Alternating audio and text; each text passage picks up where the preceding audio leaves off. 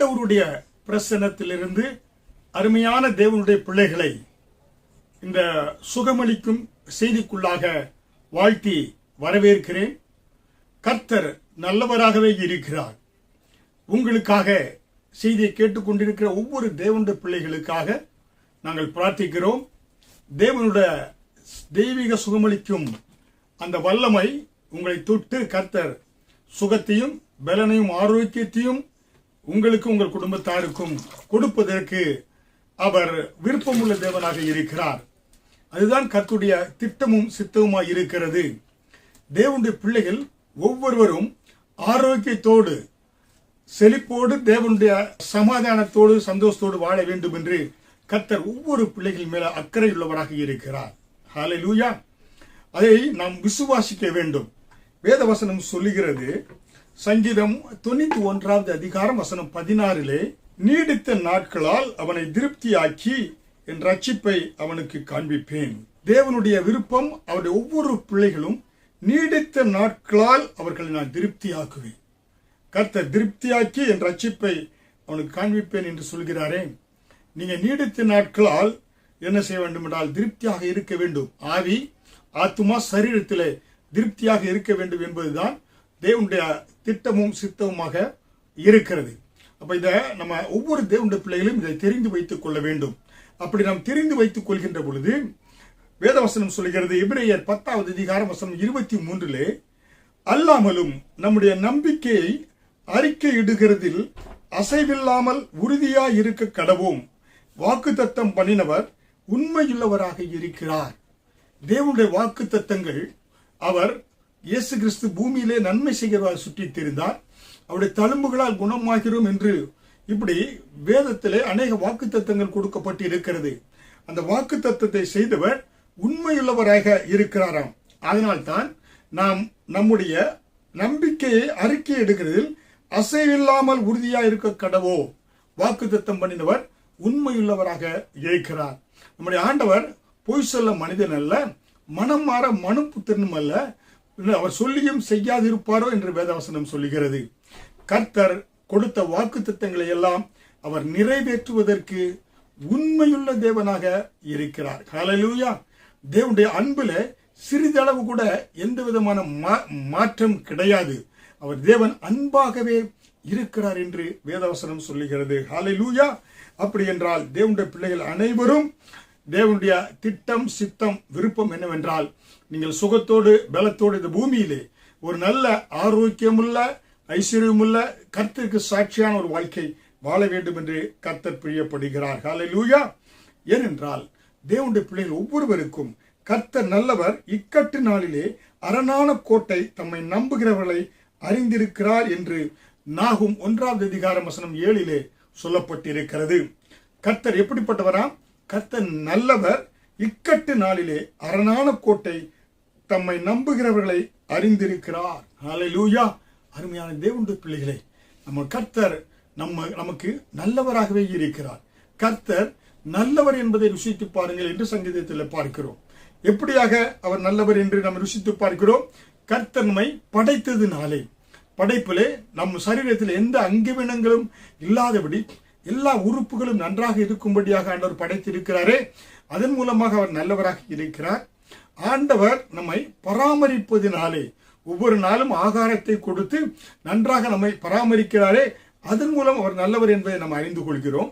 மூன்றாவதாக ஆண்டவர் நம்மை பாதுகாப்பதினாலே, கர்த்தர் எல்லா வியாதிகளுக்கு விபத்துகளுக்கு நீங்கி விலக்கி பாதுகாப்பதினாலே நாம் நல்லவர் என்பதை அறிந்து பார்க்கிறோம். ஹல்லேலூயா. அதனால்தான் கர்த்தர் நல்லவர் என்பதை ருசித்து பாருங்கள் என்று வேதவசனம் சொல்லுகிறது. ஹல்லேலூயா. அருமையான தேவனுடைய பிள்ளைகளே, அதனால இன்னைக்கு அநேகருக்கு பலவீனத்தில் இருக்கிறாங்க, அநேகர் வியாதியில் இருக்கிறாங்க, அநேகர் கவலைகள் கண்ணீர்ல வியாதிகள், சில குறுகிய வியாதி இருக்கிறது, நீண்ட நாட்கள் வியாதி இருக்கிறது. இப்படிப்பட்ட வியாதி உள்ளவர்களுக்கு வேதவசனம் என்ன சொல்லுகிறது? உங்கள் நம்பிக்கை என்ன? கர்த்தருடைய வேதவசனம் என்ன சொல்லுகிறது? வியாதிகள் வருவதற்கு பல காரணங்கள் இருக்கிறது. ஒரு மனிதனுக்கு சாபத்தின் மூலமாக வியாதிகள் வருகிறது. ஒரு மனிதனுக்கு பரம்பரையாக குடும்பத்தில் வியாதிகள் வரக்கூடியதாக இருக்கிறது. ஒரு சிலருக்கு பாவம் செய்ததன் மூலமாக வியாதிகள் வரக்கூடியதாக இருக்கிறது. ஒரு சிலருக்கு தொற்று நோய் மூலமாக வியாதிகள் வரக்கூடியதாக இருக்கிறது. இப்படியாக அநேகர் வியாதிப்படுகின்ற பொழுது கடவுள் மேல என்ன செய்றாங்க, பலியை போட்டு விடுகிறார்கள். ஆண்டவருக்கு கண்ணே இல்லையா, என்னையே சோதித்துக் கொண்டு இருக்கிறாரே என்று சொல்லி வியாதிகளுக்கு ஆண்டவர் மேல என்ன செய்றாங்க, பலியை போடக்கூடியவர்களாக அநேகர் இருக்கிறார்கள். இன்னும் அநேகர் கர்த்தர் எனக்கு தண்டனை தரவே கடவுள் எனக்கு என்ன செய்றாரு, ஆண்டவர் என்னை பனிஷ்மெண்ட் பண்றதுக்காக நோயையும் வேதையும் என் வாழ்க்கையிலே கர்த்தர் அனுமதிக்கிறாரு என்று சொல்லி கர்த்தர் மேல என்ன செய்றாங்க, ஆண்டவர் மேல பழிய போடுறாங்க. புரியுங்களா? இன்னும் ஒரு சிலர் என்ன செய்றாங்க, ஏன்னா இந்த நோய் கொடுப்பதனாலே எனக்கு ஆண்டவர் என்ன செய்றாரு, பொறுமை அதன் மூலமாக கற்றுக் கொடுக்கிறாரு என்று சொல்லி ஒவ்வொருவரும் ஏன்னா ஒவ்வொரு விதத்திலே அதனுடைய பொருளை எடுத்துக்கொள்ளக்கூடியவர்களாக இருக்கிறார்கள். ஹல்லேலூயா. ஆனால் வேத வசனம் என்ன சொல்லுகிறது, நீங்கள் சுகமாய் இருப்பதை கர்த்தர் விரும்பவில்லை. உங்களுடைய வியாதிக்கு காரணம் கர்த்தர் அல்ல. கர்த்தர் எல்லா மனிதருடைய வியாதியை ஆண்டவர் வியாதியை கொடுத்து கர்த்தர் சோதிப்பவர் அல்ல. வேத வசனம் என்ன சொல்கிறது, யாக்கோபு 1ஆம் அதிகாரம் வசனம் 13 சோதிக்கப்படுகிற எவனும் நான் தேவனால் சோதிக்கப்படுகிறேன் என்று சொல்லாதிருப்பானாக. தேவன் பொல்லாங்கினால் சோதிக்கப்படுகிறார் அல்ல, ஒருவனையும் அவர் சோதிக்கிறவரும் அல்ல. அவனவன் தன் சுய இச்சையினால் இழுக்கப்பட்டு சிக்குண்டு சோதிக்கப்படுகிறான். தேவனுடைய பிள்ளைகளே, நீங்க நன்றாக பாருங்க, கர்த்தர் நம்மை என்ன வியாதியை கொடுத்தோ வேதனை கொடுத்தோ தேவன் நம்மை சோதிக்கிறவர் அல்ல. புரியுங்களா? இப்ப அநேகருக்கு அவனவன் தன் சுய இச்சையினாலே என்ன செய்கிறான், சோதிக்கப்படுகிறான் என்று வேதவசனம் சொல்லுகிறது. ஹல்லேலூயா. அப்ப தன்னுடைய சுயத்தின் நிமித்தமாய் அநேகர் என்ன செய்யறாங்க, பாவம் செய்யறாங்க. அதன் மூலமாக வியாதிகள் வரக்கூடியதாக இருக்கிறது. ஏனென்றால் வேதவசனம் என்ன சொல்கிறது, நீதிமொழிகள் 14ஆவது அதிகாரம் வசனம் 12 மனுஷனுக்கு செம்மையாய் தோன்றுகிற வழி உண்டு, அதன் முடிவோ மரண வழிகள். ஹல்லேலூயா. நம்முடைய மனிதர்களுக்கு இன்னைக்கு அநேகர் செய்றாங்க, ஏன்னா பார்ப்பதற்கு கண்ணிலே கவர்ச்சியாக இது நன்றாக இருக்கிறது என்று சொல்லி கர்த்தருக்கு விரோதமாய் மனசாட்சியை மழுங்கடித்துக் கொண்டு பாவங்களில் செல்றாங்க. ஆனா அதனுடைய முடிவு எப்படியா இருக்கிறது, மரண வழிகள் என்று வேதவசனம் சொல்லுகிறது. ஹல்லேலூயா. அதனால்தான் சோதிக்கப்படுகிற எல்லாரும் தன்னுடைய சுய இச்சையினாலே என்ன செய்கிறான், சோதிக்கப்படுகிறான். இழுக்குண்டு சோதனை சோதிக்கப்படுகிறான் என்று வேதவசனம் சொல்லுகிறது. ஹல்லேலூயா.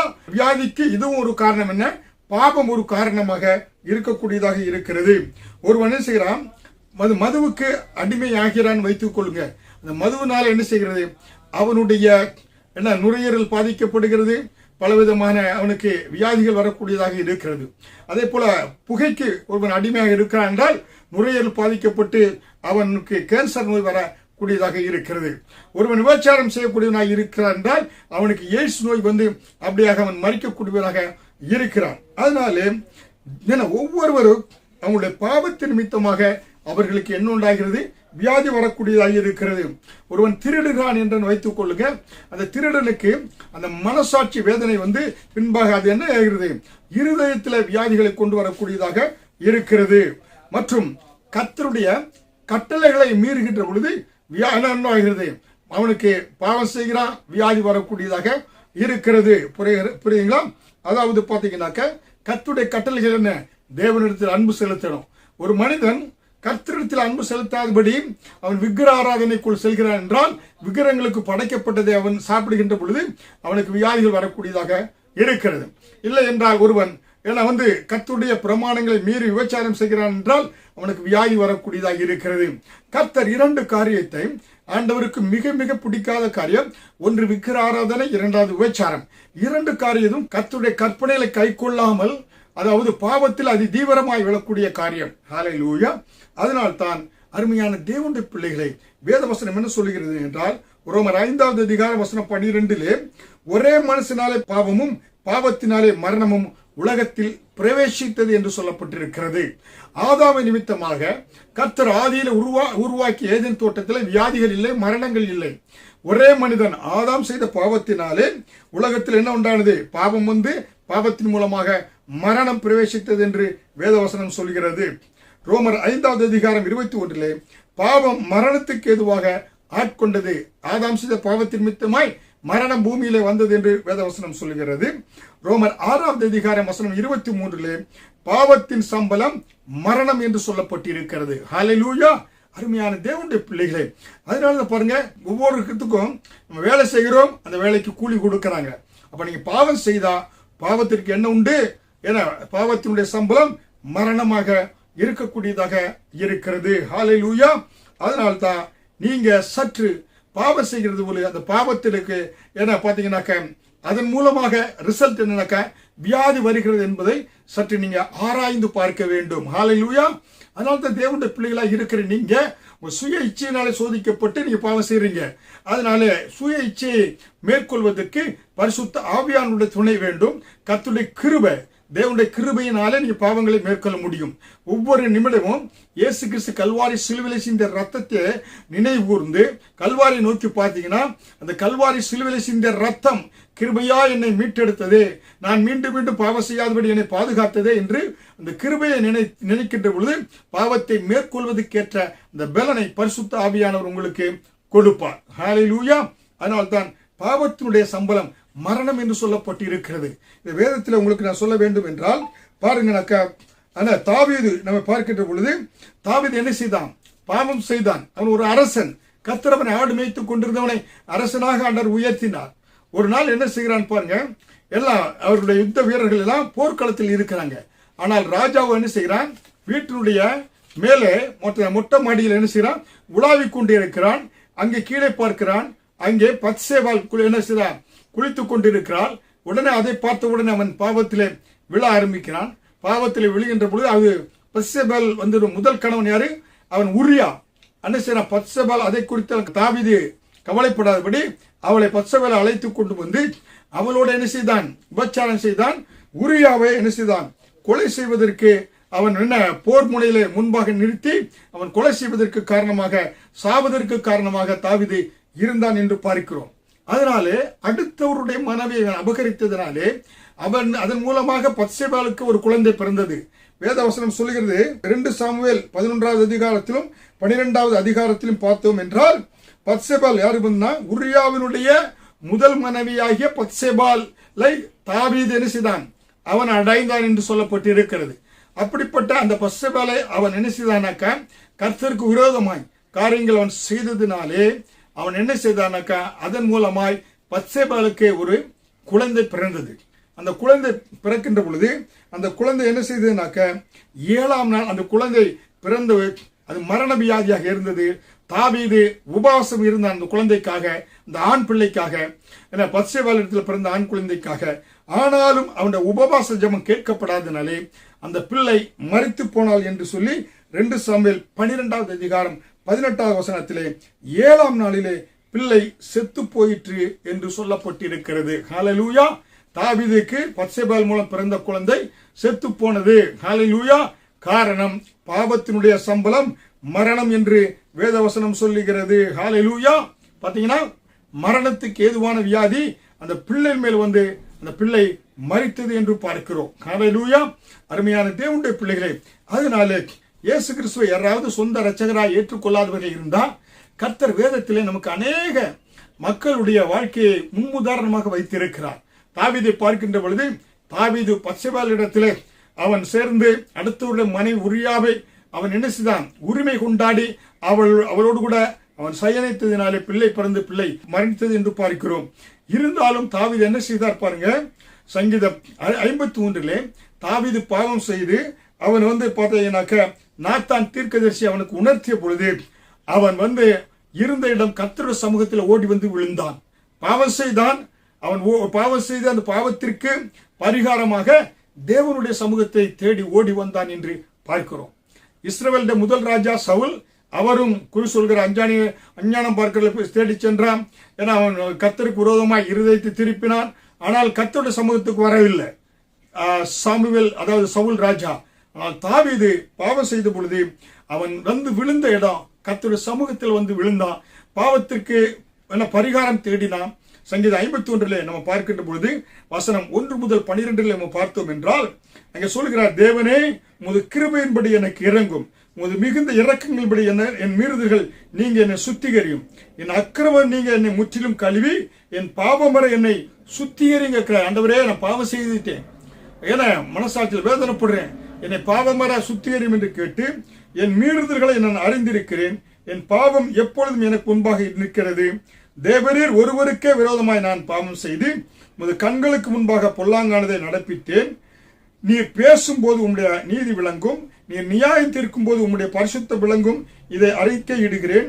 இதோ நான் துர்க்குணத்தில் உருவானேன், என் தாய் என்னை பாவத்தில் கர்ப்பம் தரித்தாள். இதோ உள்ளத்தில் உண்மை இருக்க விரும்புகிறீர், அந்த கரணத்தில் ஞானத்தை எனக்கு தெரியப்படுத்துவீர். நீ என்னை ஈசோப்பினால் சுத்திகரியும், அப்பொழுது நான் சுத்தமாவேன். என்னை கழுவியேறலும், அப்பொழுது நான் உறைந்த மலையிலும் வெண்மையாவேன். நான் சந்தோஷமும் மகிழ்ச்சியும் கேட்கும்படி செய்யும், அப்பொழுது நீர் நொறுங்கின எலும்புகள் கலிகூறும். என் பாவங்களை பாராதபடி நீர் உமது முகத்தை மறைத்து என் அக்கிரமங்களை எல்லாம் நீக்கியருளும்.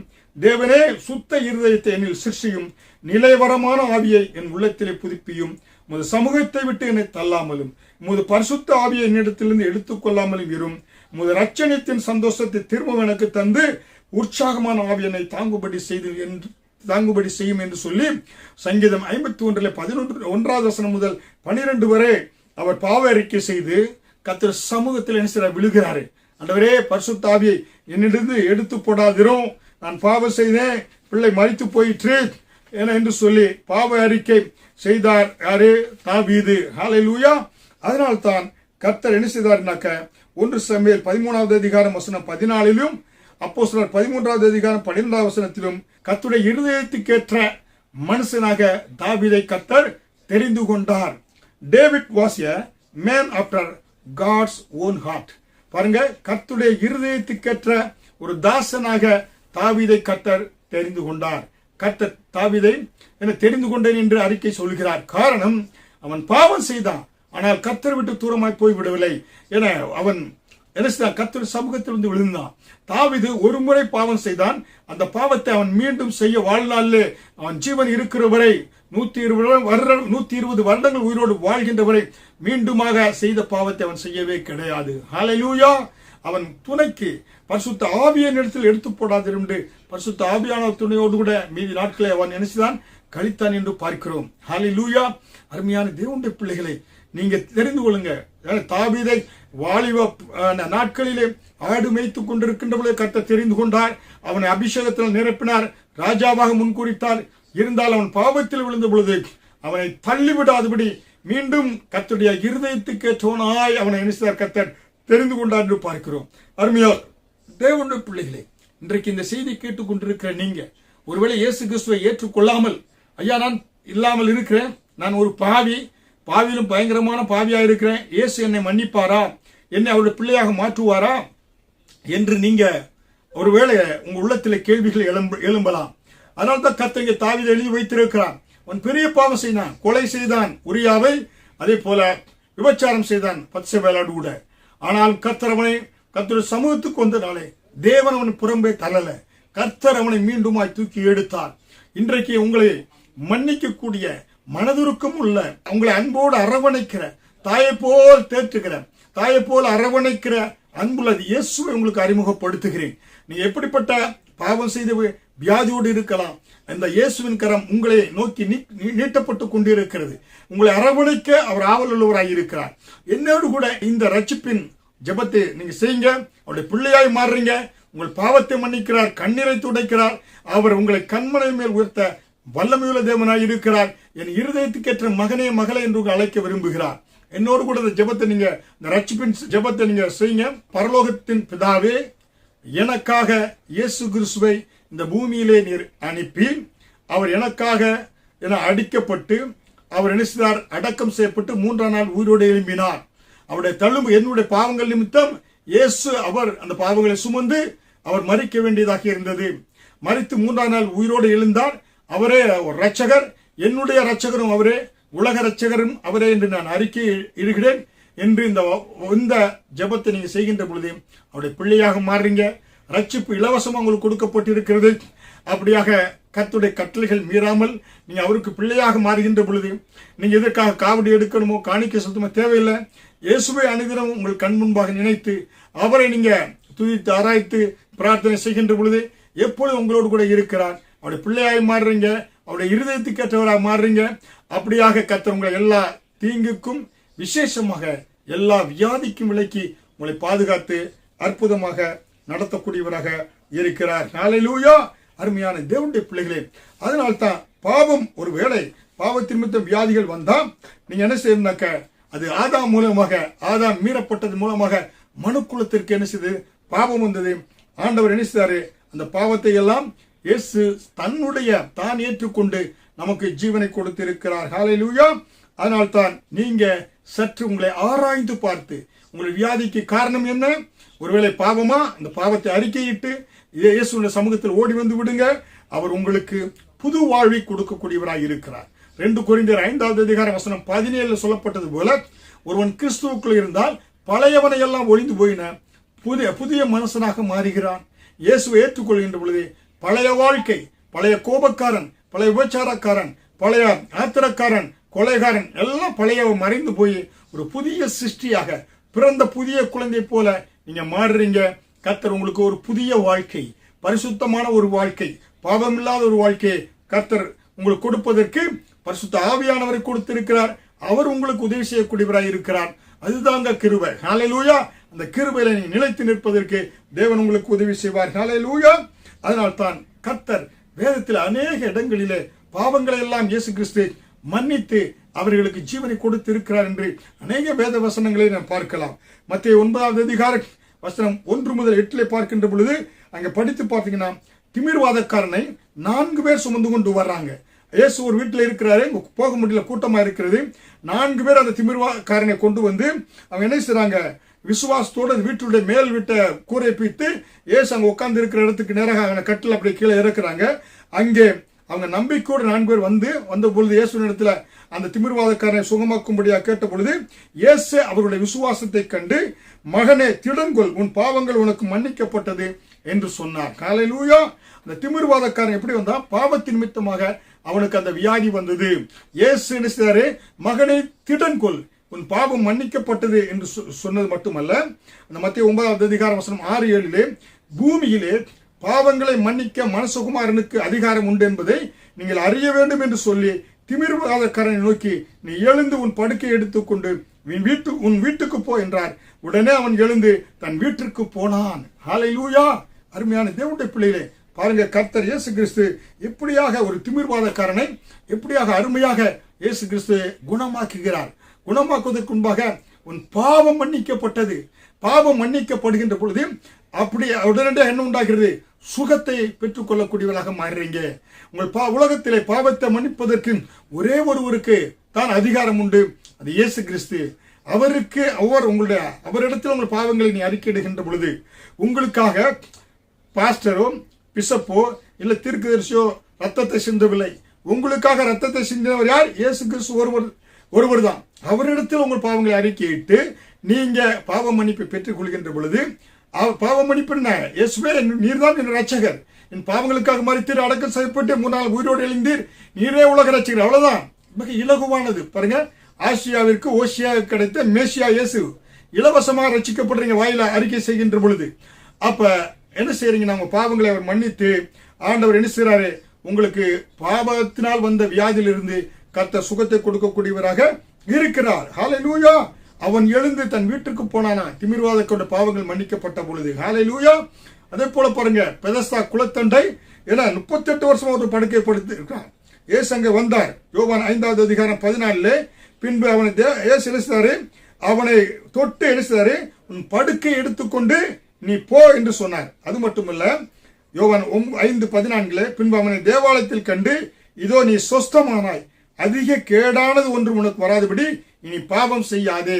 உன் பாவத்தின் நிமித்தமாக வியாதி 38 வருஷம் படுத்திருந்த, இனிமேல் நீ சுகத்தை பெற்றுக் கொண்டாய், நீ அதிகமான கேடு வந்துடக்கூடாது, இன்னும் போய் நீ பாவத்து மேல் பாவம் செய்து வியாதி வந்துடாதபடி கேடு ஒன்று செய்யாதே, இனிமேல் பாவம் செய்யாதே என்று சொன்னார். ஹல்லேலூயா.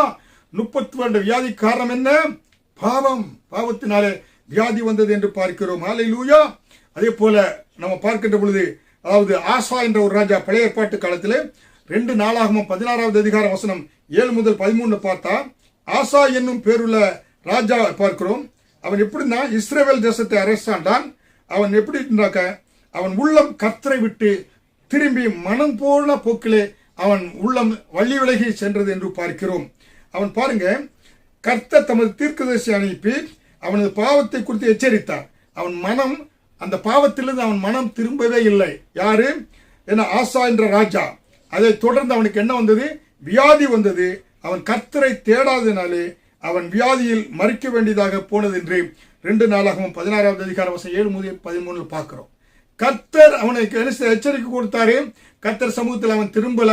தீர்க்கதரிசி மூலமாக அவன் வியாதியிலே மறித்து போனான் என்று ஆசா ராஜாவை குறித்து தேவன் வேதத்தில் எழுதி வைத்திருக்கிறார். ஹல்லேலூயா. அதனால்தான் பாவத்தின் சம்பளம் மரணம். பாருங்க, இன்றைக்கு நீங்க நம்ம ஒரு பந்து எடுக்கிறோம், அது சுவர்ல எரிஞ்சு என்ன ஆகுறது? அந்த பந்து நம்மை நோக்கி திரும்பி வரக்கூடியதாக இருக்கிறது. ஹல்லேலூயா. அப்ப ஒரு விசைக்கு மறு விசை ஒன்று இருக்கிறது, புரியுங்களா? அப்ப பாவம் செய்தா என்ன, அதுக்கு மரணம் ஒரு வியாதியாக இருக்கிறது, அதனுடைய பலன், புரியுங்களா? பாவத்தின் சம்பளம் மரணம் சொல்றேன் பாருங்க. அதனால இங்கே ஆசா ராஜா பாவம் செய்தார், ஆண்டவரை எச்சரித்தார், கர்த்தர் பக்கம் திரும்பவில்லை, மரித்து போனான் என்று பார்க்கிறோம். ஹல்லேலூயா. வியாதிகள் அகற்றப்படுகின்ற பொழுது அவர்களுக்கு என்ன உண்டாகிறது? அவர்களுக்கு சுகம் உண்டாகக்கூடியதாக இருக்கிறது. ஹல்லேலூயா. அருமையான தேவனுடைய பிள்ளைகளே, இன்றைக்கு நீங்க தேவனுடைய சமூகத்தில் உங்களுடைய பாவங்களை அறிக்கையிட்டு நீங்க என்ன செய்ய வேண்டும் என்றால், கர்த்தரை திரும்புகின்ற பொழுது அதன் மூலமாக வரக்கூடிய பாவங்களை இயேசு உங்களுக்கு நிவர்த்தியாக்கக்கூடியவராக இருக்கிறார். அதனால்தான் இயேசு கிறிஸ்துவின் ரத்தம் சகல பாவங்களை நீக்கி நம்மை சுத்திகரிக்கும் என்று சொல்லி யோவான் 1வது அதிகாரம் வசனம் 9 பார்க்கிறோம், 7 பார்க்கிறோம். உலகத்திலே பாவத்தை மன்னிப்பதற்கு ஒரே ஒருவருக்கு தான் அதிகாரம் உண்டு, அது இயேசு கிறிஸ்துக்கு. அந்த பாவத்தை மன்னிப்பது மூலமாக உங்களுக்கு தெய்வீக சுகம் உண்டு, ஆரோக்கியம் உண்டாகக்கூடியதாக இருக்கிறது. ஹல்லேலூயா. கர்த்தர் நீங்கள் சாவாமல் பிழைத்திருந்து அவருடைய கிரியைகளை பூமியிலே விளக்கக்கூடியவர்களாக நீங்க இருப்பீங்க. சங்கீதம் 118வது அதிகாரம் 14வது வசனத்தில் சொல்லப்பட்டது போல. ஹல்லேலூயா. அருமையான தேவனுடைய பிள்ளைகளே, அதனால் தான் வேதவசனம் சொல்லுகிற யாக்கோபு 5வது அதிகாரம் 15 விசுவாசம் உள்ள ஜெபம் பிணியாளி ரட்சிக்கும், கர்த்தர் அவனை எழுப்புவார், அவன் பாவம் செய்தவனானால் அது அவனுக்கு மன்னிக்கப்படும். ஹல்லேலூயா. கர்த்தர் உங்களுக்கு பிரார்த்தனை செய்கின்ற பொழுது கர்த்தர் என்ன செய்கிறாரு? அந்த வியாதி படுக்கையை மாற்றுகிறார். ஏன்னா அவன் நீங்க பாவம் செய்த அந்த பாவத்தை ஆண்டவர் என்ன செய்கிறாரு? மன்னித்து உங்கள் வியாதி படுக்கையை ஆண்டவர் மாற்றி போடக்கூடியவராக இருக்கிறார். ஹல்லேலூயா. யாக்கோபு 5வது அதிகாரம் வசனம் 16 நீதிமான்கள் செய்யும் ஊக்கமான ஜெபம், ஊக்கமான வேண்டுதல் மிகவும் பலனுள்ளதாக இருக்கிறது என்று சொல்லுகிறார். ஹல்லேலூயா. உங்களில் ஒருவன் வியாதியாக இருந்தால் அவன் சபை மூப்பர்களை வரவழைப்பானாக, அவர்கள் கர்த்தருடைய நாமத்தினால் அவனுக்கு எண்ணெய் பூசி அவனுக்காக ஜெபம் பண்ண கடவர்கள், அப்பொழுது அவன் சுஸ்தமாவான் என்று சொல்லி யாக்கோபு 5வது அதிகாரம் வசனம் 14 பார்க்கிறோம். ஹல்லேலூயா. கர்த்தர் குணமாக்கக்கூடியவராக இருக்கிறார். இன்றைக்கு பாவத்தினால் வந்த வியாதியை கர்த்தர் குணமாக்கக்கூடியவராக இருக்கிறார். ஹல்லேலூயா. எல்லா பாவங்களையும் மன்னிப்பதற்கு இயேசு கிறிஸ்து சர்வ வல்லமையுள்ள தேவனாய் இருக்கிறார். என இயேசு கிறிஸ்து ரத்தம் சகல பாவங்களை நீக்கி நம்மை சுத்திகரிக்கும் என்று வேதவசனம் சொல்லுகிறது. அதனால அவரை நோக்கி இப்ப பாருங்க, உங்களுக்காக நான் பிரார்த்தனை செய்கிறேன். உங்கள் பாவத்தை மன்னித்து இயேசு கிறிஸ்து உங்களுக்கு சுகத்தையும் பலனையும் ஆரோக்கியத்தை கொடுக்க வல்லவராக இருக்கிறார். எங்கள் நேசிக்கிற பரம தகப்பனாகிய கர்த்தாவே, அருமை ரட்சகர் இயேசு கிறிஸ்துவே, செய்தி கேட்கிற ஒவ்வொரு பிள்ளைகளுக்காக திறப்பிலே நிற்கிறேன். இந்த அருமையான வேளையில ஒருவேளை பாவத்து நிமித்தமாய் வியாதிகளோடு இருக்கிற இந்த பிள்ளைகளை நீங்க நினைவு கூறும். இந்த பிள்ளைகளை கண்ணோக்கி பாரும். இந்த பிள்ளைகள் மேல் உங்கள் ரத்தத்தை தெளிக்கிறேன். இந்த பிள்ளைகள் என்னோடு கூட விசுவாசத்தோடு உங்கள் ரட்சகராக ஏற்றிருக்கிறாங்க. இந்த ஏற்றிருக்க இந்த பிள்ளைகளை உங்கள் ரத்தம் கழுவி சுத்திகரித்து இருக்கிறது, நீதிமான்களாய் மாற்றி இருக்கிறது. உங்களுடைய அளவு கடந்த கிருபையினாலே ஒவ்வொருவரையும் நீதிமானாய் மாற்றி இருக்கிறீங்க. இவர்களுக்கு இப்பொழுதே நீர் கொடுத்த அதிகாரத்தின்படி இவர்களுக்குள் இருக்கிற இந்த வியாதியை இயேசு கிறிஸ்துவின் நாமத்தில் அதிகாரத்தை பயன்படுத்துகிற அப்பாலே போ என்று சொல்கிறேன். வியாதிகள் நீங்கட்டும், சுகம் உச்சந்தலம் உள்ளங்கால் வரை எல்லா சரீரத்தில் எல்லா பாகத்திலும் சுகம் உண்டாகட்டும், ஆரோக்கியம் உண்டாகட்டும். நல்ல சிந்தனையை கொடுங்க, நல்ல பார்வையை கொடுங்க.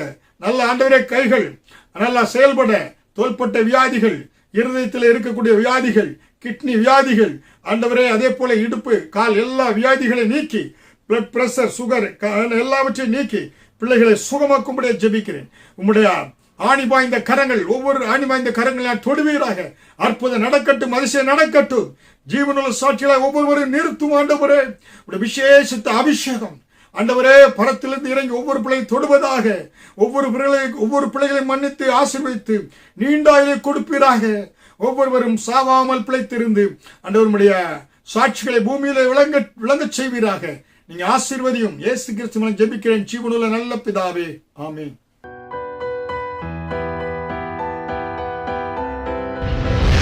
கர்த்தர் உங்களை ஆசீர்வதிப்பாராக.